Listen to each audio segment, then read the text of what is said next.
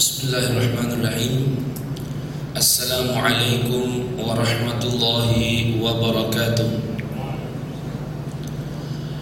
Alhamdulillahirabbil alamin.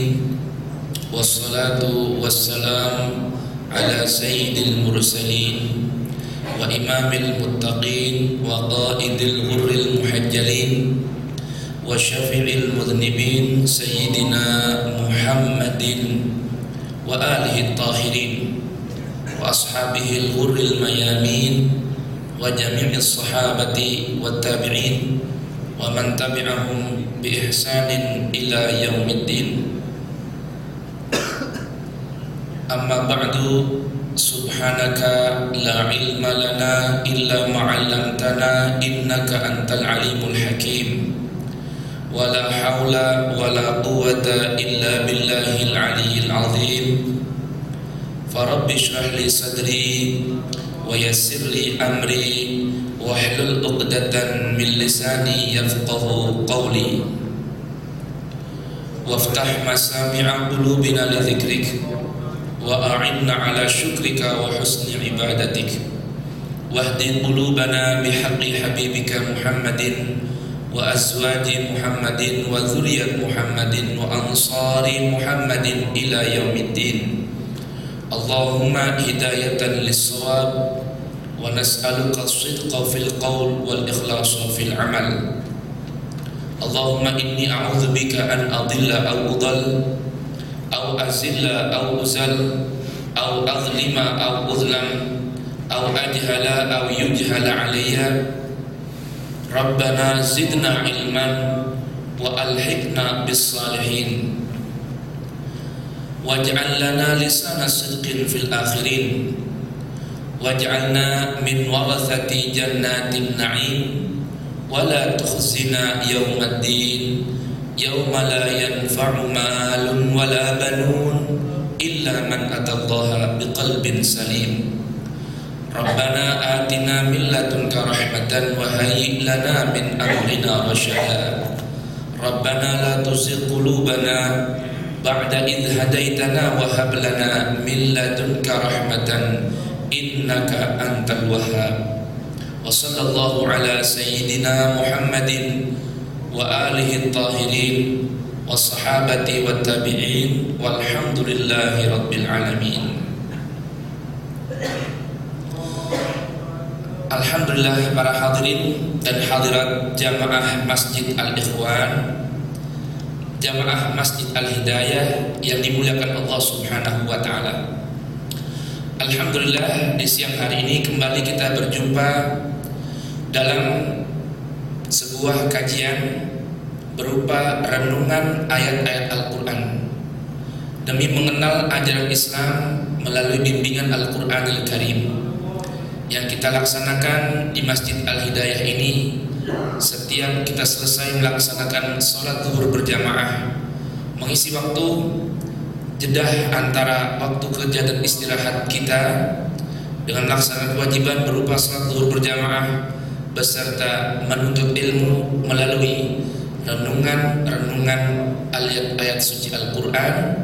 Mudah-mudahan Allah Subhanahu wa ta'ala berikan keberkahan umur dan waktu kita dengan sesuatu yang bermanfaat di dunia hingga di akhirat. Amin ya rabbal alamin.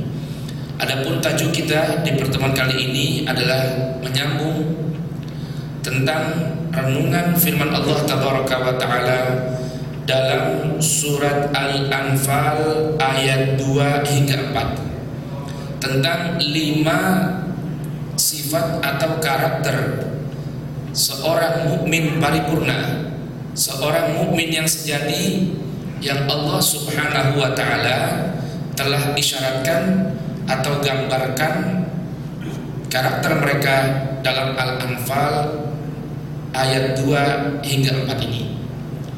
Di pertemuan sebelumnya sudah kita renungkan tentang siapa atau apa 5 tanda yang Allah Subhanahu wa ta'ala sampaikan, tuntunkan kepada kita tentang karakter seorang mukmin yang sejati. Yaitu yang pertama diantaranya adalah idza dzukirallahu wajilat qulubuhum. Apabila disebut di sisinya nama Allah Subhanahu wa ta'ala, maka bergetarlah hati mereka. Yang kedua, wa idza tuliyat alaihim ayatuhu zadatuhum imanan. Tatkala dibacakan di sisi mereka ayat-ayat Allah, maka ayat-ayat tersebut dapat menambahkan keimanan mereka. Dan yang ketiga, wa ala rabbihim yatawakkalun, dan kepada Tuhan yang mencipta dan memelihara mereka, mereka berpasrah diri. Mereka menyerahkan segala urusannya kepada Tuhan mereka, yaitu Allah Subhanahu wa ta'ala. Tiga sifat ini, tiga karakter ini yang Allah gambarkan berkaitan dengan amalan hati mereka, amalan hati seorang mukmin yang sejati.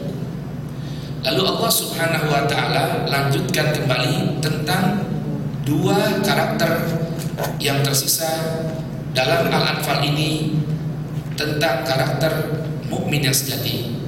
Siapakah mereka ini?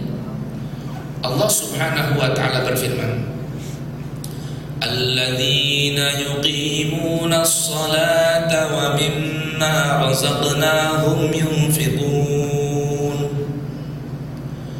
ulaika humul mu'minuna haqqan lahum darajatun 'inda rabbihim wa maghfiratun wa rizqun karim.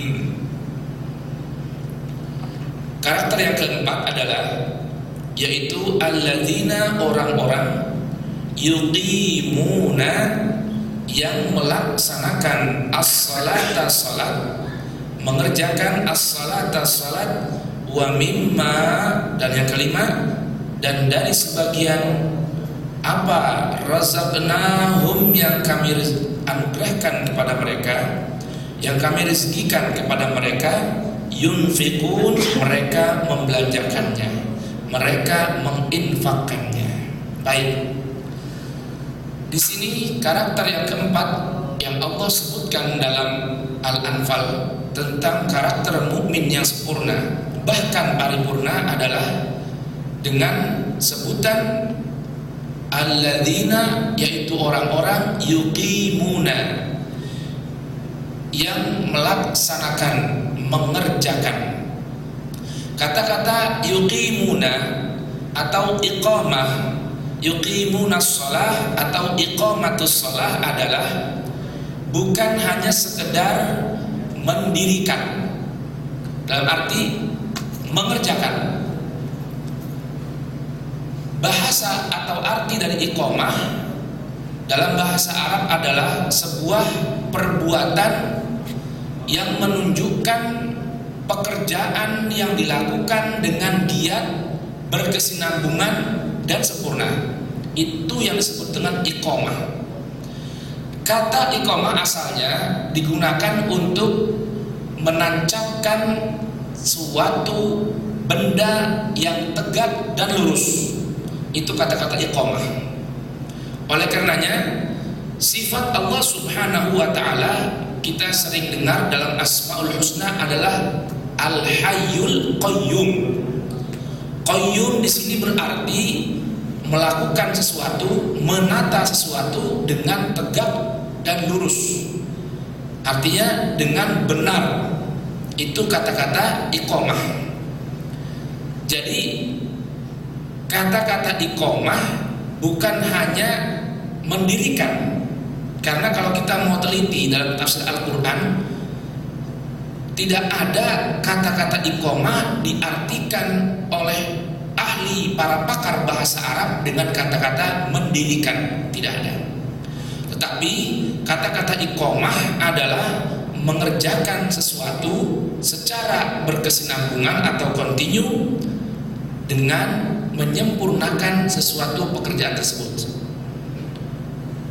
Berarti dalam hal konteks sholat, yuqimuna shalah adalah mengerjakan sholat secara berkesinambungan. Hal ini diisyaratkan dengan kata-kata yuqimuna, tiada henti, selalu. Dalam bahasa Arab, yuqimuna ini adalah kata kerja yang menunjukkan masa saat ini dan ke depan. Maknanya continue, berkesinambungan. Ini karena menggunakan bentuk kata kerja yuqimuna.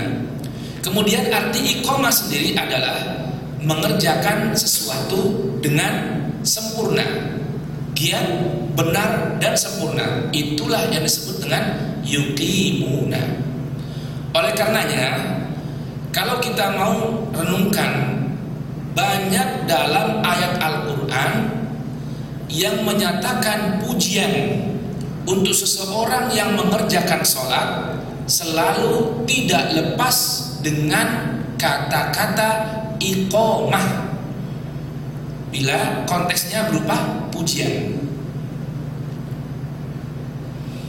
Namun apabila konteksnya berupa celaan dari Allah Subhanahu wa ta'ala untuk pelaku sholat, Allah tidak menggunakan kata-kata iqamah atau yang berakar dari kata tersebut. Selalu dalam Al-Quran bila pujian itu menggunakan aqamus sholata, mereka benar-benar telah mengerjakan sholat secara sempurna. Yuqimunas sholata, begitupun perintah aqimus sholata, kerjakanlah sholat dengan betul dan benar, dengan berkesinambungan. Innas sholata kanat alal mu'minina kitaban mauquta. Sebaliknya, celaan untuk pelaku sholat, lihat, fawailul lil musallin, maka cilaka bagi pelaku sholat. Cilaka bagi pelaku sholat. Allah tidak bilang fawailun lil muqimis sholat, tidak. Allah tidak katakan cilaka bagi orang yang mendirikan atau mengerjakan sholat secara sempurna, tidak. Tapi langsung menggunakan fawailun lil musallin, cilakalah bagi pelaku sholat. Yang sholatnya bagaimana? Tidak dengan iqamah. Bagaimana? Alladzina hum an sholatihim sahun, yaitu orang-orang yang dalam sholatnya mereka sahun, lalai dalam sholatnya. Jadi sini dikatakan sholat yang lalai, maknanya tidak menggunakan sholat atau mengerjakan sholat secara iqamah. Jadi makna yuqimunas shalah adalah orang-orang yang mengerjakan sholat secara berkesinambungan dan sempurna. Arti sempurna, mengerjakan sholat dengan syarat, rukun serta sunnah-sunnahnya. Ini yang disebutkan oleh Allah Subhanahu wa ta'ala tentang tanda dari seorang mukmin yang sejati, yaitu orang yang mengerjakan sholatnya secara berkesinambungan dan sempurna. Dalam surat Al-Ankabut ayat 5, bagaimana Allah Tabaraka wa ta'ala memberikan sebuah statement. Kata Allah Subhanahu wa ta'ala, innas salata tanha 'anil fahsya'i wal munkar. Innas salata tanha 'anil fahsya'i wal munkar. Sesungguhnya salat itu dapat mencegah dari perbuatan keji dan perbuatan munkar. Salat itu memiliki kemampuan dapat mencegah pelakunya dari perbuatan keji dan perbuatan munkar. Keji artinya perbuatan yang tidak bagus di pandangan Allah Subhanahu wa ta'ala. Sedangkan perkara yang munkar adalah perkara yang secara fitrah manusia pun tidak disukai oleh fitrah manusia yang bersih tersebut. Jadi sebuah pertanyaan timbul, bagaimana kita lihat banyak para muslim yang kita lihat mengerjakan sholat, namun masih berbuat keji dan berbuat mungkar. Jawabannya bagaimana? Jawabannya karena sholat yang mereka lakukan tidak menggunakan iqamah. Tidak menggunakan iqamah, yaitu sholat secara baik dan benar atau sempurna dengan melakukan syarat-syaratnya, rukun dan sunnah-sunnahnya. Maka jangan heran, bukan sholat yang salah, tetapi tata cara sholat atau si pelakunya tidak mengerjakan sholat dengan betul dan benar, baik dan benar. Sedangkan bagaimana Allah tabaraka wa ta'ala gambarkan dalam ayat lain, wala taqrabus sholata wa antum sukara hatta ta'lamu ma taqulun. Jangan kalian dekat-dekat dengan sholat ketika kalian sedang mabuk, sehingga kalian mengerti apa yang kalian ucapkan. Sekalian mengerti apa yang kalian ucapkan. Ayat ini memang turun dalam kondisi para sahabat di kala permulaan Islam yang masih mengerjakan sholat ketika atau setelah mereka meminum minuman keras. Kan kita tahu ya bahwa kebiasaan orang Arab sebelum turun Islam adalah biasa meminum minuman keras. Kemudian datang Islam menghapuskan minuman keras ini secara bertahap. Dilarang, dibolehkan, dilarang, dibolehkan, dan dilarang selama-lamanya. Nah, di kala itu ketika masih banyak orang-orang yang telah masuk dalam Islam masih belum bisa menghilangkan kebiasaan meminum minuman keras. Nah, di antara caranya adalah tahapannya Allah larang mereka sholat, ya, bahkan mendekati sholat apabila masih mulutnya tercium bau aroma khamar, yaitu aroma minuman keras, agar mereka betul-betul ketika hadir dalam sholat paham atau mengerti apa yang mereka baca. Nah, konteks ayat ini apabila kita aplikasikan pada saat sekarang, yaitu di saat minuman keras sudah haram bagi kita umat Islam, bagaimana? Jadi Allah Subhanahu wa ta'ala melarang kita sholat dalam satu keadaan sukaro, artinya akal kita tertutup. Sukaro itu arti kata-kata sukar, sukru, mabuk itu apa sih? Akal pikiran kita tertutup. Tertutup dengan apa? Ya konteksnya tentunya tertutup dengan pemikiran-pemikiran yang lain yang menyebabkan kita tidak bisa khusyuk, tidak bisa fokus, tidak bisa konsentrasi dalam sholat. Yang kedua, konteks ayat ini mengisyaratkan hatta ta'lamu ma taqulun, sehingga kalian mengerti, tahu apa yang kalian ucapkan. Ketika kita bertakbir Allahu Akbar, kita tahu bahwa Allah Subhanahu wa ta'ala yang maha besar dari segala-galanya. Urusan kita, kepentingan kita, pikiran kita, ketika kita sudah siap untuk bertakbir Allahu Akbar, lisan kita mengatakan Allah lah yang maha besar dari segala-galanya, maka selain Allah ketika kita sedang sholat tidak adalah gunanya, kecil, tidak ada nilainya di hadapan kita. Mengapa? Karena kita sedang menghadap Allah Subhanahu wa ta'ala. Itu yang pertama. Yang kedua, kita tahu, mengerti apa yang kita ucapkan dalam sholat. Ketika kita membaca suratul Fatihah, kita tahu apa yang kita baca, apa artinya. Kemudian ketika kita baca doa iftitah misal Allahu Akbar kabiro walhamdulillahi katsira inna salati wa nusuki wa mahyaya wa mamati Allahumma ba'id baini wa baina khotoya. Ketika kita ruku Allahu Akbar, merendahkan anggota tubuh kita. Kemudian kita bertasbih memujikan Allah Subhanahu wa ta'ala. Ketika iktidal kita membaca sami Allahu liman hamidah, semoga Allah mendengarkan orang yang memujinya. Yang kita baca Rabbana lakal hamdu mil'us samawati, dan seterusnya. Ketika kita bersujud, kita mengerti apa yang kita lakukan dan untuk apa kita laksanakan perbuatan ini. Berdiri, bungkuk, bahkan menempelkan bagian dari wajah kita. Wajah adalah bagian tubuh yang paling mulia.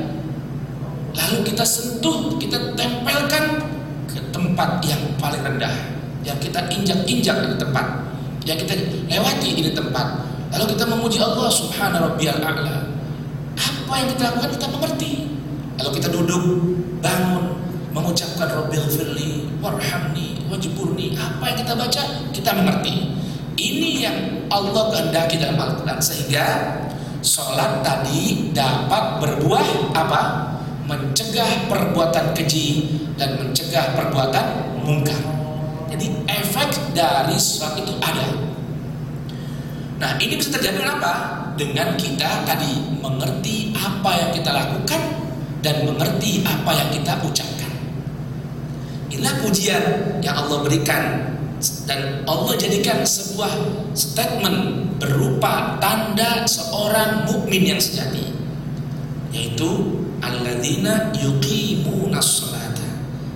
Karena dia sadar bahwa dia adalah makhluk yang lemah, Allah yang maha besar. Tadi sudah diberikan amalan hatinya, karakter hati seorang mukmin yang sejati, wa ala rabbihim yatawakkalun. Kepada Tuhan pencipta mereka, pemelihara mereka, pemilik mereka, pengatur hidup mereka, yaitu Allah, yatawakkalun, mereka memasrahkan segala urusannya. Karena dalam hatinya, lewat keimanannya, ia menyadari bahwa Allah lah yang maha besar, Allah yang maha kuasa, dan segala urusan kembali kepada Allah subhanahu wa ta'ala. Dia sudah mencapai sebuah pemahaman keimanan bahwa tidaklah dapat terjadi apapun yang terjadi, segala sesuatu yang terjadi pada dirinya dalam hidupnya kecuali atas keinginan, kehendak, dan ketentuan Allah subhanahu wa ta'ala. Ketika mendapatkan kenikmatan dan perkara-perkara yang manis, dia tidak lupa terhadap Allah. Dan ketika terjadi segala sesuatu yang pahit, ia sadar betul bahwa ini kejadian yang pahit dalam dirinya tidaklah dapat menimpanya kecuali atas keinginan dan kehendak serta ketentuan Allah. Maka ia pun berpasrah diri kepada Allah subhanahu wa ta'ala. Dalam hati sudah timbul seperti itu, maka akan muncul dalam gerak badannya, ia selalu yuqimunas shalah, yaitu menjaga sholatnya secara berkesinambungan dengan baik dan benar. Sempurna sudah karakter yang keempat, maka akan muncul lagi karakter yang kelima dari seorang mukmin yang sejati. Wa mimma razaqnahum yunfiqun, dan dari sebagian apa yang kami telah anugerahkan kepada mereka, berikan kepada mereka, mereka mau menginfakkannya. Perlu kita pahami arti rezeki. Rezeki di sini bukan hanya sesuatu yang bersifat material. Ini yang kadang kita salah paham nih. Jadi kita berinfak hanya dengan harta, bukan. Arti rezeki, ar-rizqu dalam bahasa Arab adalah kullu ma yantafi'u kullu ma yantafi'u bil insan. Segala sesuatu yang dapat dimanfaatkan oleh seorang manusia, itulah yang berarti rezeki. Jadi rezeki bolehnya yang bersifat harta atau materi saja. Rezeki itu kalau boleh kita bahasakan sekarang adalah segala potensi yang Allah berikan kepada kita. Udara bagian dari rezeki, kesehatan tubuh bagian dari rezeki, umur merupakan rezeki, waktu merupakan rezeki, masa muda merupakan rezeki, apalagi harta merupakan rezeki. Nah, ini yang Allah gambarkan tentang karakter mukmin yang sejati dalam penghujung ayat ini bagaimana? Dan dari sebagian rizki yang kami anugerahkan, mereka menginfakannya. Jadi yang Allah minta hanya sebagian saja. Nah, dari ayat ini pun kita dapat ambilkan sebuah isyarat pelajaran bagaimana bahwa dari segala potensi yang Allah berikan kepada kita, kita mau membelanjakannya, mau menginfakannya. Oleh karenanya sebagian kita infakkan, sebagian kita tabung apabila berupa harta. Sebagian kita infakkan di jalan Allah Subhanahu wa taala, sebagian kita gunakan untuk kepentingan diri kita, keluarga kita, anak dan istri kita. Segala potensi yang ada dalam diri kita. Oleh karenanya, kalau seseorang sudah membelanjakan seluruh hartanya, ingat, rezeki Allah masih banyak dibanding apa yang dia belanjakan. Maka jangan pernah kita merasa, saya sudah cukup, saya nggak lupa gaji saya tiap bulan saya potong misalnya, atau dalam setahun kalau saya akumulasikan gaji saya ya sudah mencapai nisab maka saya zakatkan, nggak pernah tinggal. Ingat, ada sebagian yang wajib kita infakkan, pun ada sebagian yang sunnah kita untuk infakkan. Maka jangan pernah merasa cukup, karena seberapa banyak pun yang kita belanjakan dari harta yang kita miliki, dari rezeki yang berupa harta ini, toh itu hanya sebagian kecil dari rezeki yang Allah berikan kepada kita. Maka jangan pernah berbangga diri, saya sudah mengeluarkan zakat saya dari gaji saya bulanan misalnya 5% atau 10%. Tapi ingat, nikmat Allah yang Allah berikan sangatlah banyak dibanding apa yang kita keluarkan. Oleh karenanya, ayat ini juga merupakan sebuah isyarat bahwa seorang mukmin yang sejati adalah seseorang yang selalu menjaga keimanannya, menjaga hatinya dalam hubungan dia kepada Allah Subhanahu wa taala, dan selalu bersemangat untuk giat bekerja dan berkarya untuk sesuatu manfaat yang bersifat jangka pendek dan bersifat jangka panjang, dan selalu mempunyai keinginan dan cita-cita. Karena di yunfikun juga menggunakan apa? Kata kerja yang menunjukkan zaman saat ini dan akan datang. Berarti secara berkesinambungan ia selalu terus-menerus menginfakkan sebagian rezeki yang Allah berikan kepada dirinya. Potensi kesehatan, potensi ilmu, harta, wacana, tenaga, pikiran, dan umurnya untuk sesuatu yang bermanfaat bagi sesama. Karena kalau kita ingin simpulkan dari 5 karakter ini dapat kita bagi menjadi 3. Yang pertama, amalan hati. Berupa apa? Idza dzukirallahu wajilat qulubuhum. Berarti ini apa? Amalan hati. Apabila dibacakan ayat disebutkan nama Allah, bergetar hatinya.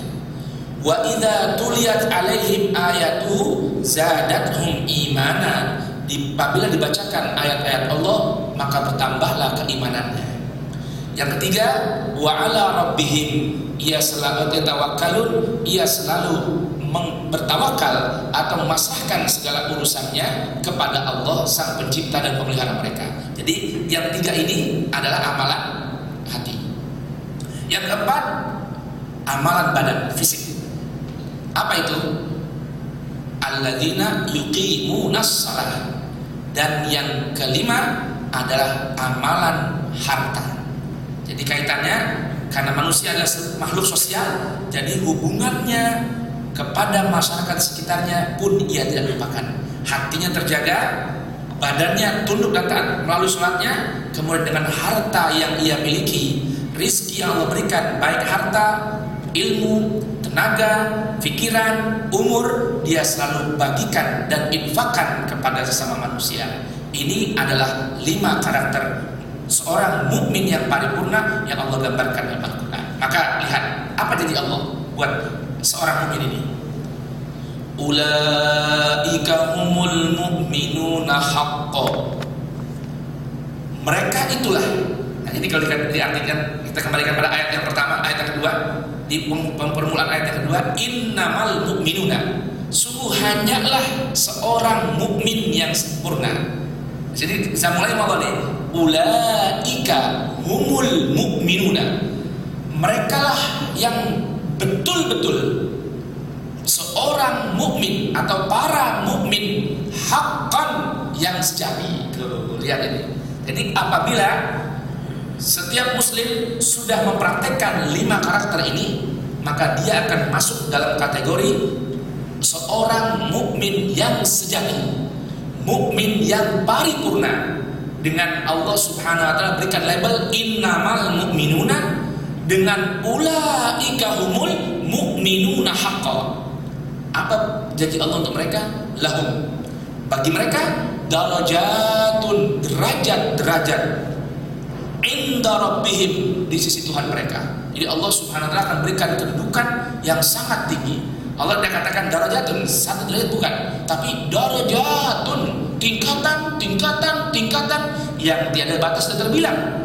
Di mana? Di sisi Allah Subhanahu wa taala. Kemudian apa lagi yang Allah berikan? Wa maghfiratun, dan ampunan. Wa rizqun karim, dan rizki yang mulia serta sempurna. Ini lihat, kalau tadi saya katakan tadi bagaimana Allah kategorikan dari 5 sifat ini kita bagi 3 bagian, yaitu amal hati.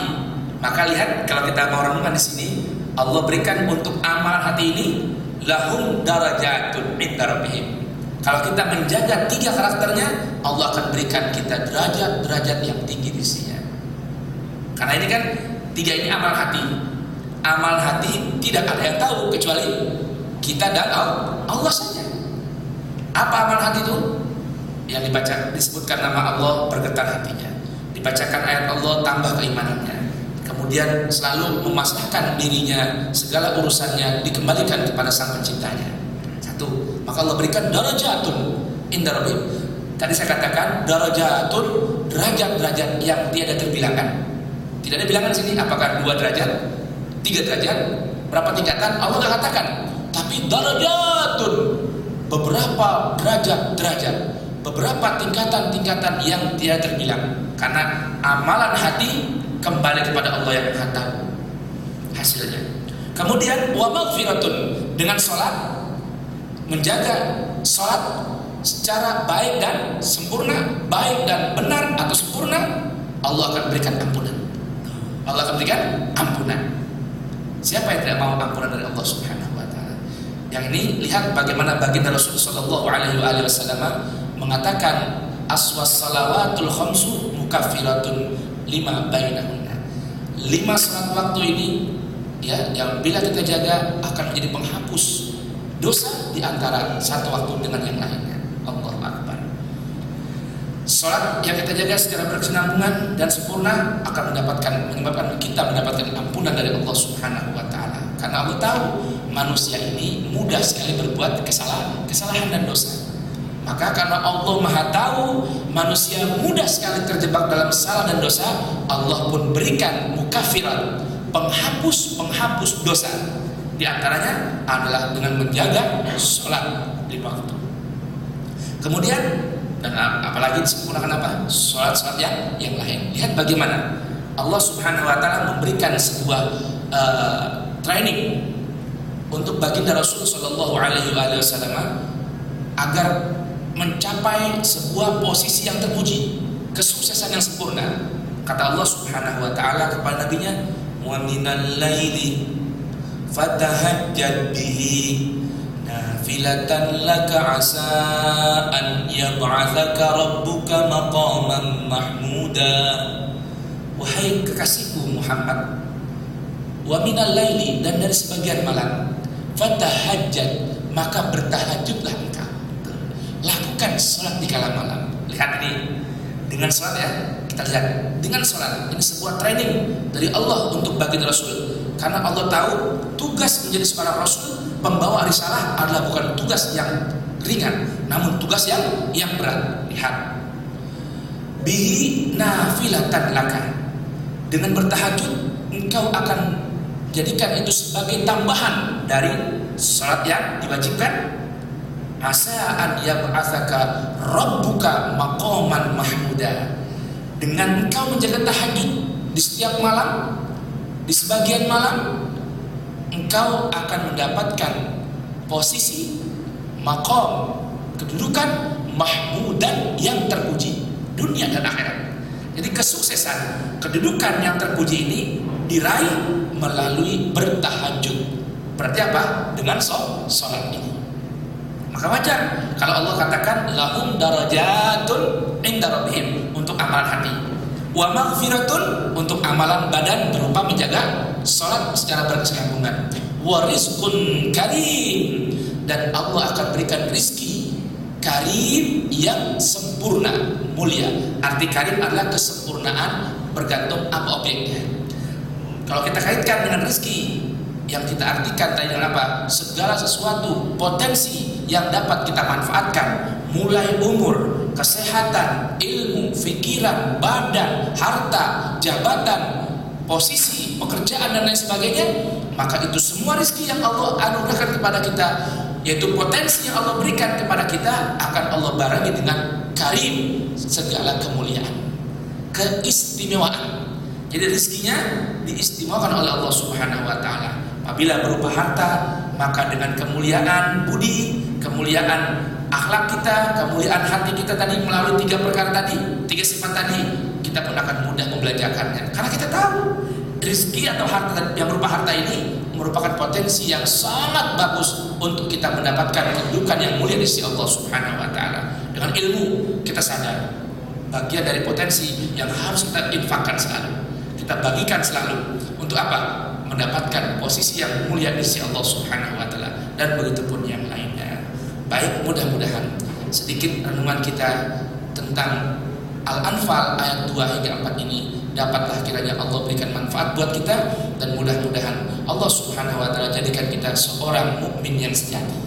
Amin ya rabbal alamin. Para hadirin ikhwanku yang dimuliakan Allah Subhanahu wa taala, lihat ada seorang ulama yang bernama Hasan Al-Basri.